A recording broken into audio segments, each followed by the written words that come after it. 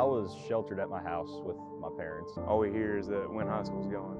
Our high school was wiped out, our football stadium was wiped out, there were homes that were just totally destroyed, people running around, some going up from house to house to search and check on their neighbors, make sure they were okay. There's more important things in life than a sport, and everybody at our school understands that and believes that fully. It was just a total community effort to get this place back on its feet. And after a week or so, people started coming to me saying, hey, football season next year, are we going to have football? And that tells you about how important football is in this community. I saw the turf and I honestly didn't know what to think, because it's not every day your school gets hit by a tornado. But hearing there was going to be a football season, that gave me hope, that gave my teammates hope, that gave the coaches hope, and it gave the community hope. But I had my doubts that we could get the field ready, and one of the things that I was concerned about was the lights.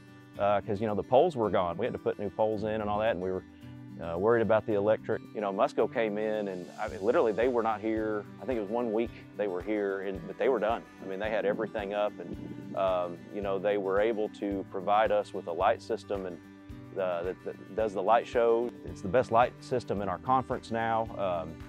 All the gadgets that came with it are spectacular, but the fact that they just stop what they're doing to help you troubleshoot it's pretty special to us with what we've been through.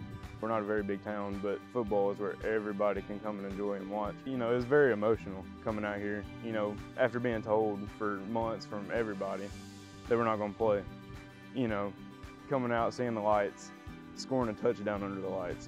Just the light show is beautiful. It was probably my favorite memory. I'm just grateful for the people that put the facility together, the lights, the turf, the goalpost, the scoreboard. Just really grateful for them. And I think I can speak for everyone on the football team and everyone in the Wynne community.